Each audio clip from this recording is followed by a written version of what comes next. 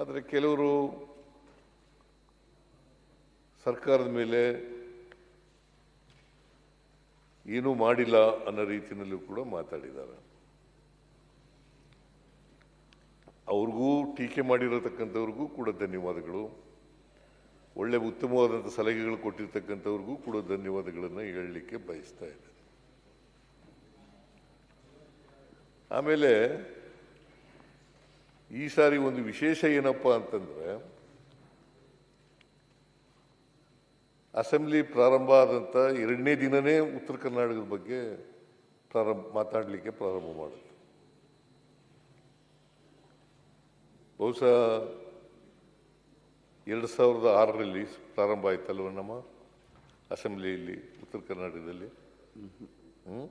ಬೆಳಗಾವಿನಲ್ಲಿ 2006 KLE ಸೊಸೈಟಿನಲ್ಲಿ ಪ್ರಾರಂಭ ಆಯಿತು. ಅಲ್ಲಿಂದ ಇಲ್ಲಿವರೆಗೆ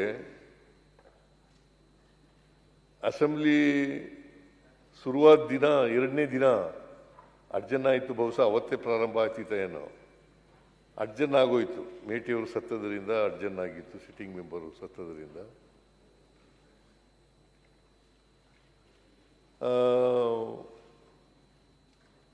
ಬಹುಶಃ ಇತಿಹಾಸ ಈ ಬೆಳಗಾವಿ ಸುವರ್ಣಸೌಧದಲ್ಲಿ ಇದೇ ಮೊದಲು ಅಂತ ಅನಿಸುತ್ತೆ ನನಗೆ.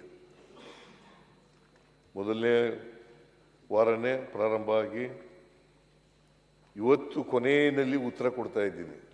ಲಾಸ್ಟ್ ಡೇ ಇವತ್ತು ಉತ್ತರ ಕೊಡ್ತಾ ಇದ್ದೀನಿ. ನಿನ್ನೆ ಕೊಡಬೇಕು ಅಂತ ಅಂದ್ಕೊಂಡಿದ್ದೆ. ನಿನ್ನೆ ನನಗೆ ಸ್ವಲ್ಪ ನಿಶಕ್ತಿ ಕಾಡ್ತಾ ಇತ್ತು. ಆಮೇಲೆ ಸಮಯದ ಅಭಾವ ಕೂಡ ಇತ್ತು, ಸಾಯಂಕಾಲ ಬೇರೆ ಆಗಿತ್ತು. ಸೊ ಅದರಿಂದ ಇವತ್ತು ಕೊಡ್ತೀನಿ ಅಂತ ಹೇಳಿ ಇವತ್ತು ಕೊಡ್ತಾ ಇದ್ದೀನಿ. ನೀವು ಕೂಡ ಸದನದ ಅಧ್ಯಕ್ಷರು ಅವಕಾಶ ಮಾಡಿಕೊಟ್ಟಿದ್ದೀರಿ ಉತ್ತರ ಕರ್ನಾಟಕದ ಬಗ್ಗೆ ಮಾತಾಡಲಿಕ್ಕೆ.